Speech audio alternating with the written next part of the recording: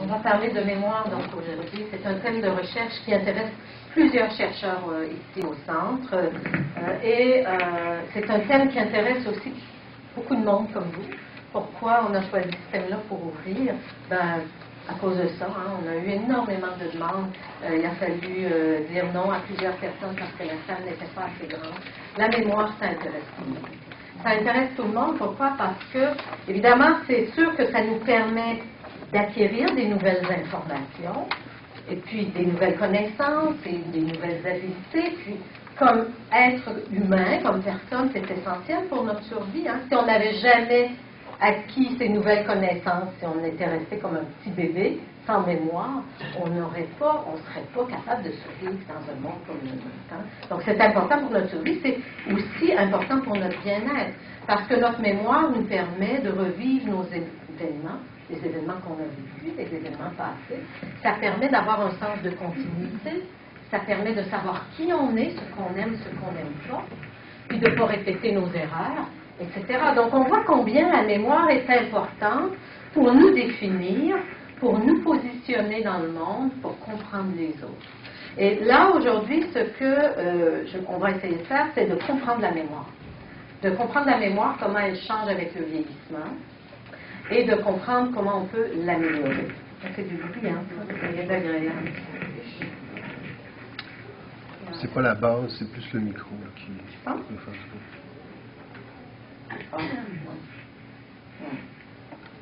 OK. Je vais essayer de ne pas bouger. C'est dur dans mon cas. Alors, comment est votre mémoire? Je vais vous poser des questions.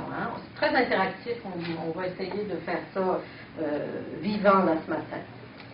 Comment est votre capacité à répéter un numéro de téléphone? Bonne? Oui. Bonne. Les événements qui ont eu lieu hier? Non, pas toujours. Ça dépend. C'est pas même moins, c'est téléphone. Bon. Les noms de personnes nouvelles. Mon nom, c'est... Ouais. Ça, c'est plus dur, Ça, là, c'est la plainte numéro 1 de tout le monde. Peu importe l'âge. Jeune, pas jeune, c'est la plainte numéro 1. Les noms de personnes nouvelles. Bon, on peut comprendre pourquoi. Les chercheurs, on commence à comprendre pourquoi. Une des raisons pour laquelle c'est très difficile, un nom de personne nouvelle, c'est que moi, je m'appelle Sylvie Belleville, mais il n'y a rien en moi qui vous dit comme indice que je m'appelle Sylvie Belleville. Il n'y a rien qui vous dit « Ah, c'est vrai, regarde, elle a une ville... C'est pas vrai d'une chaise. Vous voyez une chaise, ça a 4 pattes. Toutes les chaises ont 4 pattes. C'est facile. Il y a quelque chose dans la chaise qui vous dit que c'est une chaise. C'est pas le cas des noms. Donc ça, c'est une des raisons qui fait qu'on oublie les noms. Fait que, c'est un problème normal, comme dit le médecin, ou comme dit le garagiste. Problème normal. Alors, la géographie du Québec, du Canada, ça c'est bon, on va voir pourquoi tout à l'heure. Vous êtes bon à ça. C'est une connaissance particulière, ça. C'est une mémoire particulière. Comment faire du patin? Oui. Pas mal aussi, ça ne s'oublie pas. Ça aussi, on va voir tout à l'heure pourquoi. Vous avez, là, je vous ai posé des questions qui, en fait, réfèrent à différents types de mémoire. Ces questions, ce n'est pas une mémoire, c'est des mémoires différentes. On va voir ce matin, c'est quoi ces mémoires différentes, pourquoi elles sont touchées, parfois pas touchées, moins sensibles, plus sensibles au vieillissement. Et c'est très important de comprendre que vous ne devriez plus dire « ma mémoire n'est pas bonne ». Parce que ce n'est pas une mémoire. Donc ça, c'est le premier message que vous allez peut-être mémoriser ce matin. Mais c'est bien important, parce que quand on dit « ma mémoire n'est pas bonne », souvent on réfère à un type de mémoire. Donc, il faut dire « mes mémoires ». J'ai quelques mémoires ne sont pas bonnes, mais d'autres sont pas mal. C'est mieux, c'est moins déprimant. Puis on peut utiliser les mémoires bonnes pour aider les mémoires pas bonnes. On va voir ça tout à l'heure. Mais là, je vous ai mis certaines mémoires. Ils ont des noms, ça c'est des noms de chercheurs, mais c'est correct. Je pense que vous êtes assez, on va vous les expliquer. Mémoire de travail, ça c'est mémoire à long terme, mémoire épisodique, sémantique procédurale. ça correspond vraiment actuellement à comment les chercheurs voient la mémoire, les différents types de mémoire. Je vais vous aborder chacun de ces types-là, pour vous donner des exemples, puis vous dire si c'est touché ou pas dans le vieillissement. Et à la fin, on va donner des stratégies. Première mémoire, la mémoire de travail. Je me mets à. Pourquoi? Parce que je travaille là-dessus. Je veux que vous connaissiez un peu les chercheurs de notre centre aussi. Donc, moi, je pense que je suis une des chercheurs ici au Centre de recherche de l'Institut gériatrique qui travaille le plus sur cette mémoire-là. C'est une mémoire de numéro de téléphone. C'est le maintien temporaire de l'information pour quelques secondes.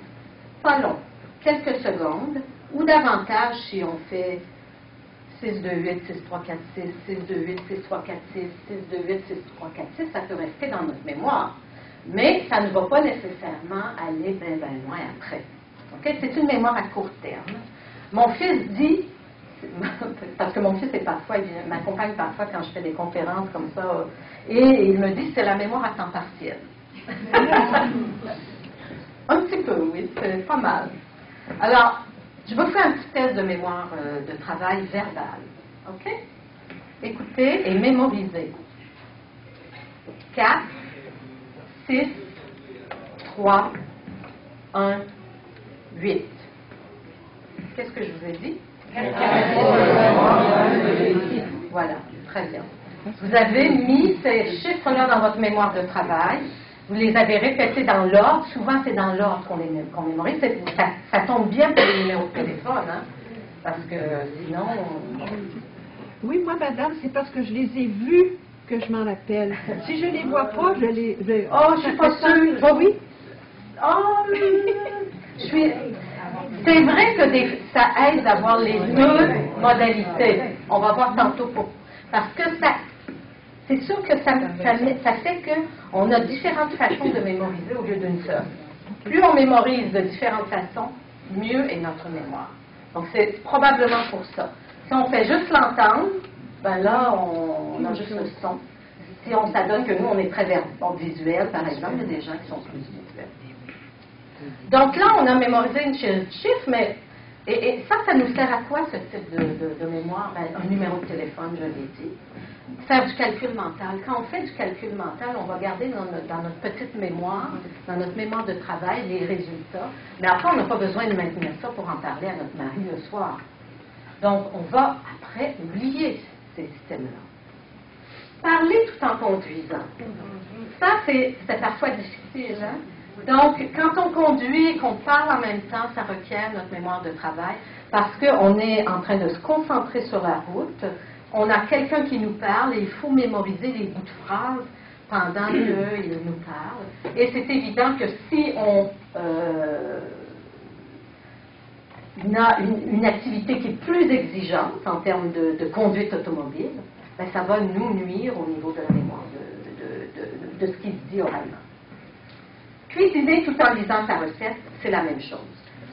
Cuisiner tout en lisant sa recette, ça va mettre en place nos capacités de mémoire de travail. OK. Maintenant, quelle était la série de chiffres que je vous ai mentionné tout à l'heure?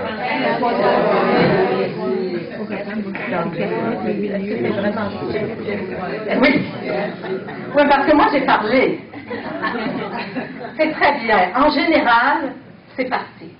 Mais vous, comme vous êtes, je pense, très concentrés, vous les avez maintenus. Mais en général, c'est sûr que le fait que je vous ai parlé pendant un certain temps devrait avoir fait disparaître cette information.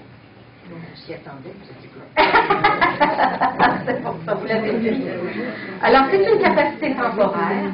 Si vous lisez, si vous entendez des choses en même temps, ça va chasser les chiffres de votre mémoire de travail et faire en sorte qu'ils disparaissent. C'est pour ça que ce qu'on appelle l'interférence est important. Si vous avez à mémoriser quelque chose rapidement, il ne faut pas que les gens vous parlent. Il ne faut pas qu'ils vous interrompent parce que ça va chasser le contenu de votre mémoire de travail. OK. Qu'est-ce qui se passe dans le vieillissement normal? Très peu de diminution de cette mémoire. Au niveau des capacités de chiffre, très peu de choses. Donc, vous avez une capacité aussi bonne, et puis vous l'avez montré là, que des jeunes. Mais par contre, effectivement, si vous faites de la conduite automobile en même temps que vous parlez, ça va être plus difficile. donc ce qu'on appelle l'attention divisée, est plus difficile. Pourquoi? Parce que chacune des activités, le fait de conduire une automobile devient un peu plus difficile, parce qu'on doit porter attention, on est un petit peu moins rapide quand on vieillit, et ça va faire en sorte qu'on peut moins facilement mettre deux choses ensemble. D'accord? Donc, légère diminution, mais c'est vraiment pas elle qui est la plus atteinte. On va maintenant parler de la mémoire des mémoires à long terme. Hein? Donc, et plus particulièrement de la mémoire épisodique. Donc, les mémoires à long terme, la mémoire épisodique. Je vous présente Nicole Casa. L'équipe de recherche de Nicole Casa fait des travaux sur la mémoire épisodique, sur l'interférence et sur, dans le vieillissement normal, la maladie d'Alzheimer, maladie de Parkinson. Alors, qu'est-ce que c'est la mémoire épisodique? Tous les événements personnels qu'on vit. On sait où ça a lieu, quand ça a eu lieu. Donc, si je vous demande par exemple, rappelez-vous d'un événement qui a eu lieu le jour de votre mariage. Vous avez fait appel à votre mémoire épisodique. Vous en avez tous un? Vous avez fait appel à votre mémoire épisodique. Si je vous dis, rappelez-vous de ce que vous avez fait ce matin. C'est une grosse différence, hein? Le mariage, c'est il y a 20 ans, 30 ans, etc. Ce matin, c'est il y a quelques heures. C'est la même mémoire. C'est une mémoire épisodique aussi parce que ce que vous avez fait ce matin, vous devez faire un voyage dans le temps. Vous allez retourner. Et la même chose pour votre mariage, vous devez faire un voyage dans le temps. Donc, cette notion de voyage dans le temps, de se souvenir d'activités ou de choses qui ont lieu dans notre vie, c'est la mémoire épisodique.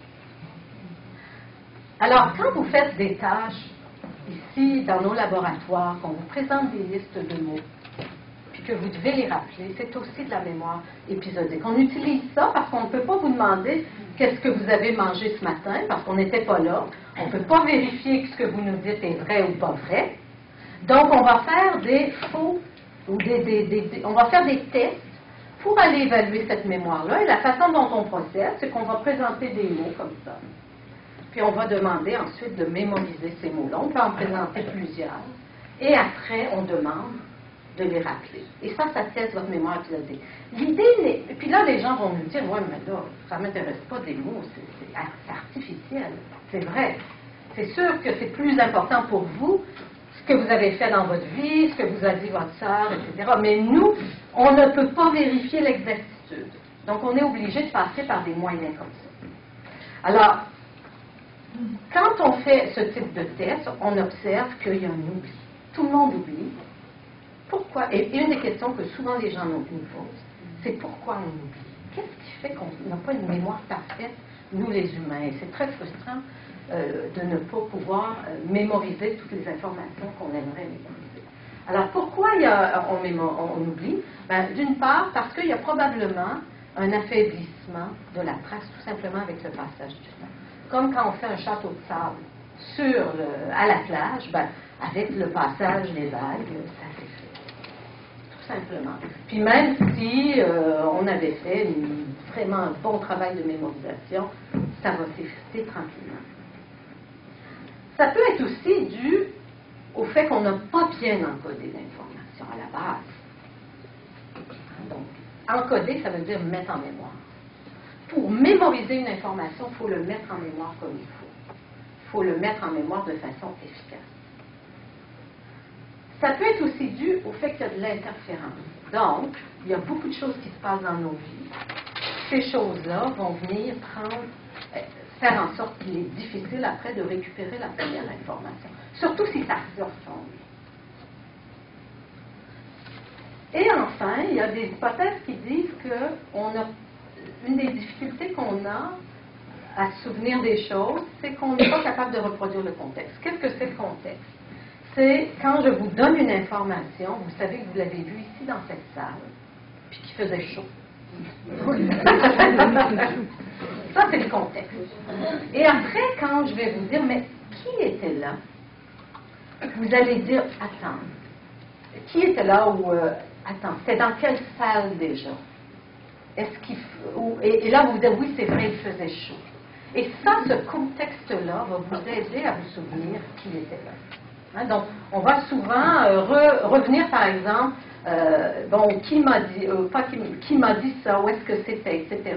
Et ça va nous aider à récupérer l'information qu'on recherche.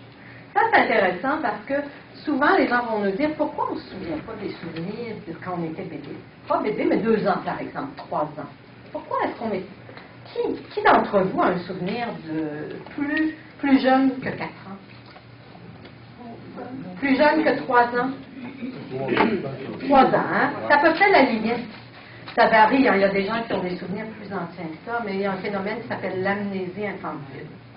Et qui fait qu'on sait que même si... Moi, j'ai eu je travaille sur la mémoire, ça m'intéressait. J'ai réalisé que mon fils, à 2 ans, se souvenait très bien des choses. C'est pas que sa mémoire n'existait pas. C'est pas un petit être sans mémoire. Il a une mémoire. Il s'en souvient plus maintenant. Et ce qu'on pense, c'est parce qu'en fait, quand on a 2 ans, notre contexte, qu'on voit, la façon de voir les choses, notre perception, nos sensations sont tellement différentes de ce qu'on vit maintenant que c'est impossible pour nous de récupérer le contexte. C'est comme si on était peut-être capable de redevenir avec tout, de récupérer ce contexte-là et d'être capable de revoir, de ressentir, de revivre comme on était à 2 ans, peut-être qu'il y aurait des souvenirs qui viendraient. C'est une hypothèse, hein? Mais ça vous montre combien le contexte est important dans la récupération des souvenirs pour les chercheurs. Autre question qu'on nous pose souvent, la mémoire est-elle passive? Est-ce qu'elle est fidèle? Réponse est non. Elle n'est ni passive, donc quand on met quelque chose en mémoire, ça ne reste pas là tel quel. Ça change. Et c'est pas fidèle. Chaque fois, on reconstruit. Chaque fois, on reconstruit un petit peu nos souvenirs. Vous avez tous vécu l'expérience de discuter avec votre sœur, votre frère, d'un événement qui s'est passé quand vous aviez 15 ans. Et vous aviez complètement des versions différentes des faits. Hein? Tout le monde a vécu ça. Avec le conjoint, c'est très, très fréquent. Mais pourquoi? Parce que, en fait, c'est pas que vous mentez, c'est pas que vous fabulez, c'est qu'en fait, chaque fois qu'on récupère un souvenir, on le reconstruit en fonction de nos attentes, notre interprétation, de nos connaissances, de notre définition de nous-mêmes. Et donc, à chaque fois, il se modifie un petit peu. On oublie tel aspect. Oh non, j'ai pas élevé le ton, là. C'est pas moi, ça. Et donc, ces aspects-là vont être, on va reconstruire en plus. Donc, dont on se souvient, c'est particulier, mais ce n'est pas le reflet fidèle de la réalité. Ça nous reflète aussi un peu. Et ça agit pendant toute notre vie. Hein. Toute nos vies, quand on récupère des souvenirs, on les modifie un petit peu. Et ça, je vous dis ça parce que le docteur Casa s'intéresse beaucoup à ces phénomènes-là. Donc, encore une fois, elle ne va pas vous demander qu'est-ce que tu as vécu à 15 ans. Elle va faire des tests pour aller voir un peu la fidélité de nos souvenirs. Est-ce que nos souvenirs sont reconstruits? Est-ce qu'on peut un peu jouer avec votre mémoire? Donc, je ne vais pas faire le test aujourd'hui parce que je me suis dit que là, vous ne seriez plus des bons participants parce que vous sauriez c'est quoi nos trucs. Mais c'est une question de recherche très importante. Qu'est-ce qui se passe avec ces processus-là qu'on vit? Alors, au niveau du vieillissement normal, une des plaintes les plus fréquentes, c'est des problèmes, une diminution de la mémoire épisodique, mais dans certaines circonstances. On a observé que quand on aide la mémoire des personnes plus âgées, elle est très comparable à ce qu'on observe chez les personnes jeunes. Je sais que c'est la plainte profonde de la plupart des personnes plus âgées, mais en fait, si je vous donne des indices, si vous avez des stratégies de mise en mémoire efficaces, il n'y a aucun problème sur les tests. Okay? Donc, une des grandes difficultés de mémoire dans le vieillissement, c'est pas qu'il n'y a plus de capacité de mémoire, c'est qu'on n'est pas aussi efficace à bien mémoriser. C'est pour ça que d'apprendre des nouvelles façons de mémoriser, c'est important. Alors, autre type de mémoire sémantique. La mémoire sémantique, voici Sven Joubert, de son équipe travaille là-dessus dans la maladie d'Alzheimer et en particulier. Et il y a des maladies du cerveau qui vont vraiment affecter ce type de mémoire. C'est important de s'y intéresser. C'est tout ce qui est nos connaissances sur le monde. Donc, tout à l'heure, quand je vous parlais de la géographie, de l'histoire, etc., ça, c'est de la mémoire sémantique. C'est des choses que vous avez appris parfois à l'école, parfois vous continuez à apprendre quand vous venez ici. Ce type de choses que vous faites, les activités, de nouveaux apprentissages, ça, vous enrichissez votre mémoire sémantique. Donc, c'est les connaissances sur le monde, les connaissances, finalement, qui sont pas nécessairement des connaissances personnelles sur notre vie, mais qui sont très importantes. Puis, ce qu'on pense, c'est que la mémoire sémantique, c'est organisé un peu comme ça. Hein? Donc, par exemple, on sait que les animaux, ça mange, ça bouge. Les oiseaux, les poissons, c'est des animaux, mais les oiseaux, c'est un peu différent des poissons, évidemment. Le canari, c'est une sorte d'oiseau. Donc, on voit que c'est un espèce de réseau comme ça qui est organisé dans notre tête. Qu'est-ce qui se passe avec la mémoire sémantique dans le vieillissement? Bien, on pense qu'il se passe ça. Contrairement aux autres mémoires, la mémoire sémantique s'enrichit quand on vieillit. Est-ce que c'est quelque chose qui vous rejoint? Est-ce que c'est quelque chose que vous avez l'impression de vivre, effectivement? Que vous avez plus de connaissances qu'avant? Oui. Plus de connaissances que vos enfants? Oui. Plus de sagesse? Oh ben oui. Plus de capacité à comprendre des situations complexes. Ça, c'est un bénéfice du fait que la mémoire sémantique est une mémoire qui ne vieillit pas autant que les autres mémoires. Très important de garder ça en tête. Ça, c'est évident que ça nous permet de nourrir notre mémoire. Compenser. Dernière mémoire dont je vais vous parler, mémoire procédurale. Faire du patin, apprendre le piano. C'est une mémoire, ça. C'est une mémoire complètement différente des autres. Parce qu'on ne peut pas dire, pour faire du patin ou pour, par exemple, faire du vélo, expliquer ça à quelqu'un, c'est difficile. Et pourtant, vous vous mettez sur le vélo, vous l'avez. Faites du ski, des fois on est mieux la saison que la saison précédente. On dirait quasiment que ça s'améliore quand on dort. Et ça s'améliore quand on dort. Dr. Doyon fait des recherches là-dessus avec Dr. Carly, des centres de recherche. Donc, on a ici un type de mémoire très intéressante, très importante, qui vieillit relativement peu. C'est sûr que quand on vieillit, on a peut-être plus de problèmes au niveau de mobilité musculaire, etc. Mais si vous avez la capacité physique d'apprendre le tango, par exemple, il y a de bonnes chances que vous ayez articulé. Donc, encore une fois, un type de mémoire qui n'est pas trop affecté par le vieillissement. C'est intéressant parce qu'à date, je vous ai parlé de 4 types de mémoire. Il y en a une qui est affectée, il y en a pas qui ne sont pas grand-chose. Et ça, c'est pour ça que quand on dit « ma mémoire n'est pas bonne », en fait, c'est une mémoire. En général, les autres sont assez bonnes, mais bon, ça nous affecte beaucoup. C'est un peu quand on parle de mémoire, c'est à ça qu'on réfère, c'est évident. Mais on sait qu'il y a d'autres mémoires. Alors, plusieurs de nos chercheurs ici travaillent sur des façons de maintenir, d'améliorer la mémoire. Je n'aurai pas le temps de parler de tout ce qui se fait dans le centre de recherche, mais bon, il y a des gens qui s'intéressent à l'activité physique. Louis Bérard va venir en parler, mais plus lui, c'est l'effet de l'activité physique, notamment sur l'attention. Dr. Ferland, elle s'intéresse beaucoup à la nutrition et son impact sur la mémoire.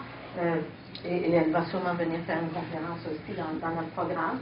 Dr. Inès Santaldo, elle, c'est plus la mémoire sémantique et puis comment, comme je vous disais tout à l'heure, l'apprentissage de nouvelles langues, le bilinguisme, est-ce que ça, de rester intellectuellement stimulé, aide ce type de mémoire. Et nous, on fait beaucoup de travaux sur les programmes de stratégie de mémoire. Alors, quels sont les amis de la mémoire? On ne sera pas étonné d'apprendre que les activités intellectuellement stimulantes sont importantes. Le fait de venir ici, le fait de participer à des ateliers d'apprentissage, le fait d'aller aux belles soirées à l'Université de Montréal, et le fait d'aller au musée, ce sont toutes des activités importantes. Il y a même des études qui ont montré que quand on a des activités qui sont intellectuellement stimulantes ou un métier qui est intellectuellement exigeant dans la quarantaine, ça nous protège du déclin de la mémoire qui parfois arrive plus tard. Donc, on sait que faire travailler notre cerveau, c'est bon pour notre mémoire. Le contrôle des facteurs de risque vasculaire, bon, ça, je ne suis pas médecin, mais il y a beaucoup de données qui montrent que les maladies vasculaires, comme le diabète, l'hypertension, sont des maladies qui nous mettent un peu à risque quand ce n'est pas contrôlé pour des troubles de mémoire. Donc, ça, c'est très important de les traiter, de les contrôler et de prendre vos médicaments. Réseau social, plusieurs études montrent que des gens isolés, déprimés évidemment, mais isolés, ont une moins bonne mémoire. Et c'est évident, c'est parce que le réseau social va être très stimulant sur le plan intellectuel aussi. Et puis ça nous met face à des situations complexes à gérer, qui vont faire en sorte qu'on continue d'apprendre et à enrichir notre mémoire. L'activité physique et une alimentation variée. Ça, c'est les amis de la mémoire. Ennemis de la mémoire, ben, c'est un peu l'inverse, en fait. Le stress a un effet direct sur une structure qui s'appelle l'hippocampe, qui est la structure qui est responsable de la mémoire épisodique. Donc, c'est évident que d'avoir du stress trop prolongé ne va pas être bon pour la mémoire. La dépression a aussi un effet clair sur la mémoire et sur l'attention. La fatigue, le manque de sommeil, surtout quand on est plus âgé. L'alcool en trop grande quantité, ou si l'alcool est un toxique pour le cerveau. Un verre de vin rouge, ça va, hein? 2 pour les hommes, apparemment, par jour. Pas par année. Mais, donc c'est pas mal. Mais c'est sûr que si on prend trop d'alcool, on se met à risque. Certains médicaments ont des effets sur la mémoire, certaines maladies, manque d'activité, manque de stimulation. Et maladies cardiovasculaires, mais ça, j'en ai déjà parlé. Alors maintenant, quelles sont des stratégies qu'on peut utiliser? Des stratégies, ça c'est un peu toute la question du régime de vie. Hein, ce que je vous ai parlé tout à l'heure, c'est sûr que ce sont des facteurs que vous pouvez vous contrôler, sur lesquels vous avez un pouvoir et qui peuvent permettre d'aider votre mémoire. Maintenant, on sait qu'il y a des stratégies aussi qui peuvent être utilisées pour optimiser la mémoire. Nous, on a développé un programme qui s'appelle MEMO, avec Brigitte Gilbert et Francine Fontaine, qui sont des neuropsychologues cliniciennes qui travaillent ici. Et depuis des années, on travaille sur ce programme qui vise à améliorer la mémoire. Donc, il vise en fait à enseigner des stratégies pour améliorer la mémoire. C'est dans le cadre d'un projet de recherche. C'est pas encore offert. Il y a des gens qui peuvent l'offrir, mais nous, on ne l'offre pas encore au grand public. Mais on a montré évidemment que c'était tout à fait efficace. Il y a des grandes études américaines qui ont montré aussi que quand on enseigne des stratégies de mémoire aux personnes âgées, elles améliorent leur mémoire. Et que c'est durable même après 5 ans. Okay, donc ça veut dire qu'on peut avoir un effet durable sur la mémoire en apprenant de nouvelles stratégies de mémoire. Qu'est-ce que c'est des stratégies de mémoire? C'est des façons différentes de mémoriser. C'est pas de répéter 40 fois une mémorisation de mots, là. Non, c'est vraiment de se faire dire et de pratiquer des façons différentes de mémoriser. Je vais vous donner des exemples. Alors, première chose, peut-être avant d'aller voir les stratégies, c'est la question de l'attention. On ne peut pas mémoriser quelque chose sur lequel on n'a pas porté notre attention suffisamment. Donc ça, c'est la première chose. La première chose, c'est de porter attention aux choses. Prendre le temps, s'arrêter. Être attentif. Et là, ça veut dire, donc s'arrêter, être conscient. Ce qu'on va dire percevoir directement. Donc moi, si je veux mémoriser le nom de vous, votre nom par exemple, je vous regarde, je regarde votre visage, je répète le nom dans ma tête, je ne fais pas les choses machinalement. Quand on est jeune, c'est vrai que faire les choses machinalement, ça peut marcher. Et quand on est plus vieux, c'est pas le cas. On a la capacité de mémoriser, mais il faut mettre plus d'efforts. Et c'est ça qu'il faut, malheureusement, là, accepter. Éviter certaines leçons, et si possible, éviter de faire 2 choses en même temps. Éviter de faire 3 choses en même temps. Les gens qui sont multitask. Et ça, c'est très mauvais pour la mémoire. problème. Des fois, on est multitâche. Moi, je suis multitâche. Mes collègues le savent. C'est très bien, quand on est jeune, on peut gérer ça. On doit apprendre, quand on a été toujours multitâche, puis ça a toujours bien marché. À un moment donné, on doit apprendre à changer notre façon de faire. Et ce qui est difficile quand on vieillit, c'est que quand on a toujours fait quelque chose et que ça a toujours bien marché, c'est plate de changer notre façon de faire. On n'a pas envie. Et parfois, il faut comme un peu s'y résoudre. Alors, éviter des bruits de fond, éviter de faire deux choses en même temps, c'est-à-dire de faire quelque chose d'autre en même temps qu'on doit mémoriser. Alors, un principe très important, c'est la profondeur de l'encodage. Plus l'information est traitée profondément, mieux elle est mémorisée. Donc, plus elle est traitée profondément, mieux elle est mémorisée. Qu'est-ce que ça veut dire profond? Ben, profond, c'est de faire des liens avec des choses. C'est de relier à du connu. C'est de relier au sens des choses. Bon, je vous donne un exemple. Si vous voyez le mot rose, le mot rose, le fait de traiter superficiellement, c'est de voir rose, puis juste de se répéter ça. On mémorise le son. Traiter profondément, ça veut dire, rose comme la fleur, j'ai toujours aimé les roses. Mais par contre, les épines, c'est embêtant, etc. Donc, vous traitez profondément cette information. Si vous avez à mémoriser un rendez-vous, par exemple, vous n'avez pas votre carnet, vous devez mémoriser un rendez-vous. Qu'est-ce que ça veut dire, traiter profondément? Ça veut dire que quand la personne vous dit, est-ce qu'on peut se voir demain à 2 heures? Au lieu de dire demain 2 heures, puis d'espérer que ça se mémorise, vous allez visualiser 2 heures demain. Demain, j'ai telle chose à midi. Donc, ça veut dire qu'à 2 heures, après cette activité-là, je vais m'en aller, puis je vais voir Huguette. Huguette, c'est une personne qui, etc., on va faire telle chose. Vous faites un scénario, vous traitez l'information de façon plus active que juste de la répéter. C'est un principe fondamental, ça marche pour tout le monde. Les jeunes, les hommes d'affaires qui sont trop occupés, qui ne mémorisent plus rien, les personnes âgées, les enfants, c'est des principes fondamentaux de la mémoire humaine. Donc, il faut vraiment l'utiliser pour augmenter votre mémoire. Alors, une autre façon d'améliorer notre mémoire, c'est d'utiliser l'imagerie visuelle. Est-ce qu'il y en a qui utilisent l'imagerie visuelle ici? Pas mal, hein? Et on a quand même le tiers de la salle qui utilise ça. Il y a des gens qui nous disent, moi, je ne suis pas du tout visuelle. Ça s'entraîne, hein? Mais c'est sûr que quand on utilise l'imagerie visuelle, il faut être bon. C'est quoi vos stratégies? Peut-être des lettres alphabétiques, comme tantôt quand on a mémorisé saumon, j'ai fait comme S-O-C, saumon, orchidée, camisole, fléchette.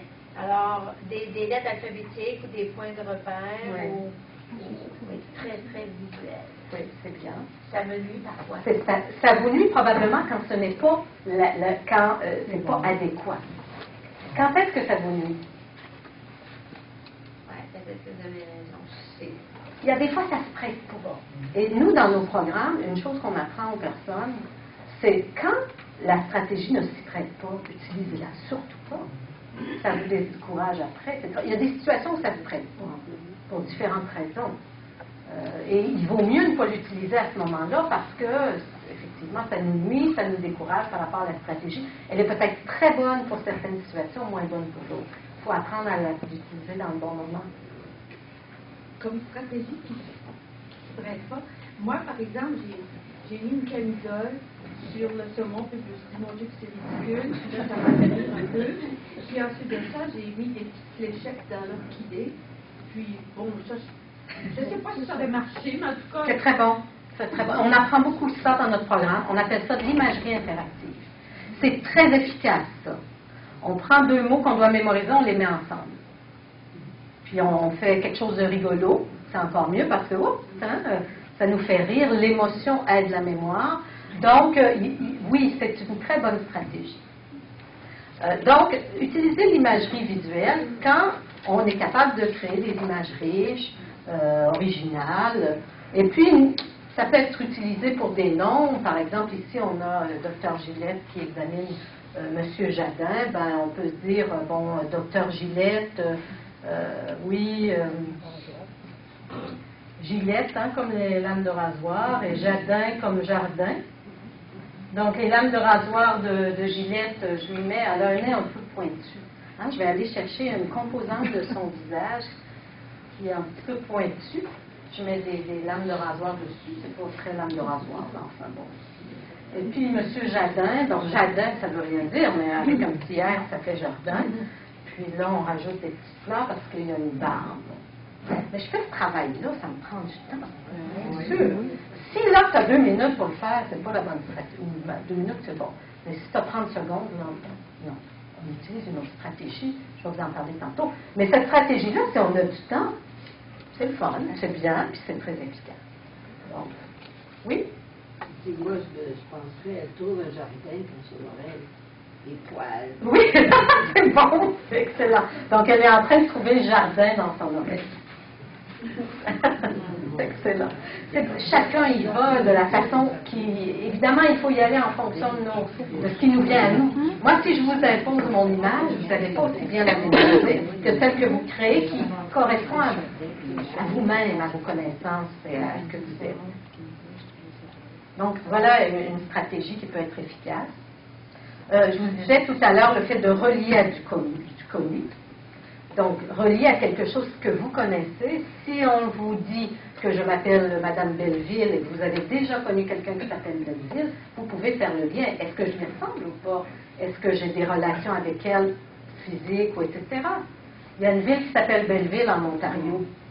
Je dis, comme la ville de Belleville qui est sur le bord du lac, elle a des grands yeux, ça fait lac, des yeux bleus, etc. Donc, on voit qu'on relie à quelque chose qui est connu. On met ça un peu en lien avec le nouvel apprentissage qui nous pose difficulté, puis ça va nous aider après. Est-ce qu'on va être parfait? Peut-être pas, mais ça va augmenter beaucoup, beaucoup le rappel. On peut aussi regrouper selon un sens. Vous voulez aller faire des courses, des commissions, vous avez des choses à acheter. Vous, au lieu de mémoriser, là, comme on va essayer de mémoriser par catégorie, tous les légumes ensemble, les épices ensemble, la viande ensemble. Donc, on regroupe nos mots ensemble, puis on les répète un peu pour vraiment que ça sorte. Et ça va être beaucoup plus facile de les mémoriser. Ou alors, si vous avez beaucoup de courses de commission sur la rue Westmount, sur la rue Sherbrooke, ben, vous pouvez les mémoriser en fonction de l'ordre d'apparition des boutiques. Hein, on relie à du connu, on fait du sens. On ne compte pas sur une mémoire passive. On est actif. Et ça, on est actif quand on apprend, quand on met dans notre mémoire, qui fait quand après on va essayer de le retrouver, ça va se retrouver plus facilement. Parce que le fait de retrouver les choses en mémoire dépend de comment on les a mis. Alors, autre principe très important, ça nous vient de la pédagogie. Alors, si vous avez des petits-enfants, des enfants puis qui ont du mal à l'école, là, voilà 2 principes très importants en pédagogie. Ce qu'on appelle la pratique distribuée. Pratique distribuée, ça veut dire qu'on doit, une façon très efficace de mémoriser, c'est de faire des rappels à intervalles réguliers. Je vous donne l'exemple du nombre. On disait tantôt, l'exemple que je vous ai donné, si on n'a pas le temps de le faire, c'est long à faire. Bon, si vous rencontrez Mme Simard, puis vous n'avez pas le temps de vous faire une image, ou alors que son visage, vraiment, ça ne vous évoque rien, ben, vous pourriez faire de la pratique distribuée. Ce que ça veut dire, quand vous la voyez, vous dites, ça veut dire qu'on va redire le nom, mais en mettant des intervalles de plus en plus grands. Donc, au lieu de dire Simard, puis après on passe à nos autres affaires, puis ça s'efface, on va dire, Madame Simard, on va le mettre dans la conversation, déjà. Et puis après, quelques secondes après, on le redit dans notre tâche, Madame Simard. Et puis après, 3 minutes après, on le redit dans notre tâche, Madame Simard. On étire l'élastique. 10 minutes plus tard, quand je sors de l'hôpital, je me dis, c'est quoi c'était Madame Simard? Je ne vais pas attendre d'être à la maison pour me souvenir de son numéro. Je vais mettre des intervalles de plus en plus importants. C'est ce qu'on appelle la pratique distribuée. Ça réfère aussi au fait que si on veut mémoriser quelque chose, on ne fait pas un apprentissage en bloc, et j'apprends tout ça aujourd'hui de 7h à 7h30, mais on va apprendre de façon graduée. Nous, on donne des exercices à la maison aux personnes qui participent à nos ateliers. On leur dit, vous ne faites pas le premier jour, puis c'est fini. Vous les graduez dans la semaine. Vous les répartissez dans la semaine. Et c'est comme ça qu'on consolide notre mémoire. Tester sa mémoire, c'est parce que c'est important de s'assurer que ce qui est aussi très utile, c'est d'essayer de récupérer l'information.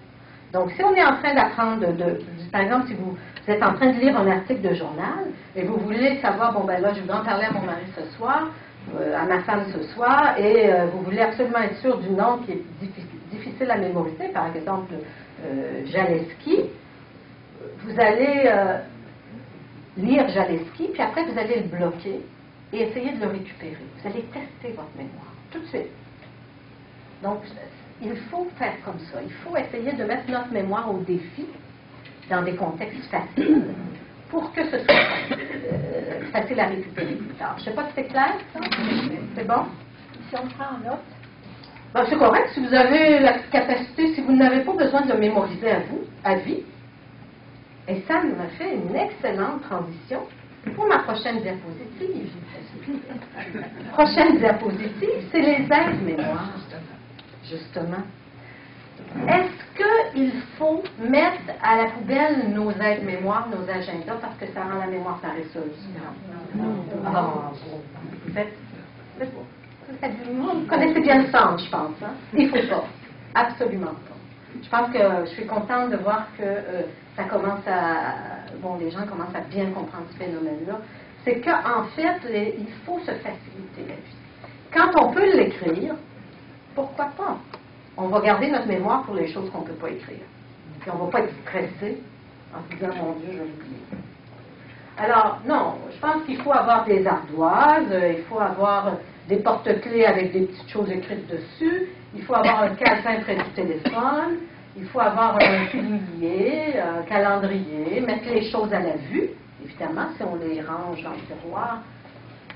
Avoir aussi un agenda qu'on consulte de façon régulière, systématique, organisée, bien écrire dans nos agendas.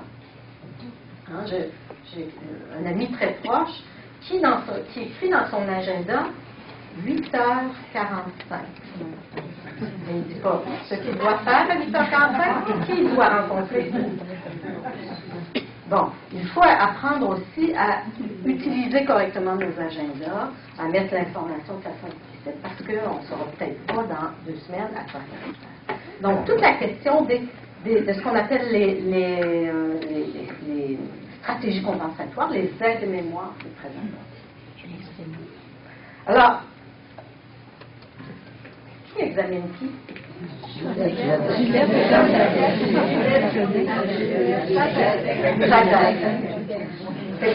C'est pas des noms faciles à mémoriser, vous les avez mémorisés parfaitement.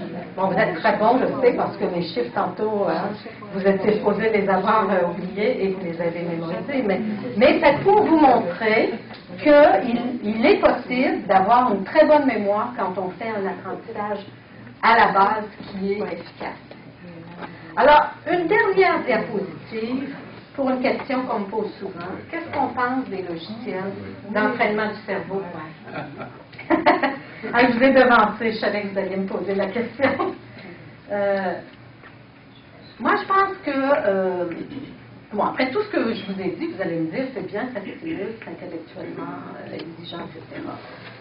Ce qu'il faut comprendre, c'est qu'il faut vous poser des questions. Juste vous poser des questions. Est-ce qu'ils ont été validés auprès des personnes âgées? Des fois, c'est fait pour des jeunes. Moi, j'en ai essayé quelques-uns, je vous dis, je trouvais ça épouvantable. Très difficile. Est-ce que ça me plaît?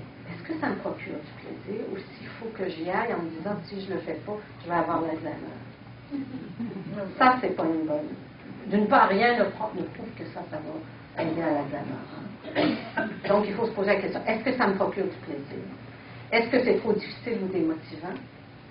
Je vous dis tout de suite, si ça vous démotive, là, moi, là-dedans, je suis nulle. C'est effrayant. je commence à 10 Alors, c'est évident que je m'améliore, hein, parce que on ne peut pas être pire au début. C'est très, très difficile, certains logiciels. Quand il faut mémoriser 6 personnes avec leurs 6 professions, leurs 6 noms, leurs 6 fleurs préférées, mets préférés, où ils sont nés, etc. Non. C'est juste normal qu'on soit pas bon au début. C'est normal qu'on s'améliore. L'humain s'améliore sur tout. Vous faites n'importe quoi, vous allez faire la Wii, vous allez faire du skateboard, vous allez vous améliorer. Vous allez vous améliorer sur ces logiciels aussi. C'est normal. La question, c'est ça ne va pas nécessairement vous aider après à mémoriser mon nom si vous n'apprenez pas les stratégies. Ce qu'il faut, c'est apprendre des stratégies. Alors, et l'autre chose, c'est évidemment, c'est quoi mes attentes, c'est quoi les prétentions de ces jeux-là. Si vos attentes, c'est juste de jouer, d'avoir des jeux intellectuels, ça fait partie des jeux intellectuels qu'on peut. C'est comme des échecs ou du backgammon. Bon, c'est correct. Et c'est quoi les prétentions? Et il ne faut pas penser que ça va vous prévenir à ces jeux. Ça, c'est un message très important. Pardon. Neuroactive, vous savez, c'est ce fameux logiciel. Oui. Ça, c'est pas nécessairement pour la mémoire, c'est. Pas tout. Il y a tout dans ça. Il y a aussi l'interaction avec le problème à régler en temps très limité, ainsi de suite. Est-ce que ça contribue à. Il y en a qui trouvent que c'est trop stressant. Oui, c'est ça. Moi, c'est celle-là que j'ai essayé et que j'étais pas mal découragée de moi-même. Parce qu'au niveau de la mémoire, là, on est vraiment pas bon. Hein. Mais bon, ce qui est particulier, c'est quand on entraîne l'attention. Par exemple, détecter des petits objets dans l'usine. Je ne sais pas si vous l'avez fait celle-là. Oui, il y en a une douzaine de ces. Oui, c'est ça. On sait que ça améliore l'attention. Donc, pour l'attention, c'est vrai que juste pratiquer comme ça va peut-être. On ne sait pas, par contre, ça va-tu vous améliorer en conduite automobile? Vous allez être meilleur sur le test. Est-ce que vous allez être meilleur en conduite automobile? C'est pas sûr. Neuroactive, bon, je connais très bien. Ces gens-là n'ont pas vraiment fait de test avec des personnes âgées, pas vraiment fait de test. Ils ne savent pas si ça a un impact dans la vraie vie. Mais au niveau de la mémoire, moi, ce que je sais, et là, je suis très ferme, c'est que si vous n'apprenez pas des stratégies, ça ne sert à rien de répéter des mémorisations de listes, ou de noms, ou de visages avec des noms. Parce que ce qu'il faut, c'est que vous vous appreniez des nouvelles stratégies d'encodage, comme par exemple l'imagerie, l'apprentissage distribué. Fait que le fait de répéter ça dans Neuroactive, et puis je ne suis pas enregistrée, là peut-être, mais n'importe quel logiciel, je pense que ça vous. Je ne suis pas convaincue. Mais bon, moi je trouve que si vous aimez ça. On ne s'en sert pas beaucoup. Ben, c'est ça. C'est l'autre chose, c'est que les études ont montré que les personnes, c'est pas quelque chose, c'est répétitif, c'est plate, puis ils abandonnent. Donc peut-être c'est mieux de prendre une activité qui vous plaît vraiment, puis qui vous stimule intellectuellement. Merci. Alors voilà, je ne sais pas s'il y a d'autres questions que vous voudriez me poser, mais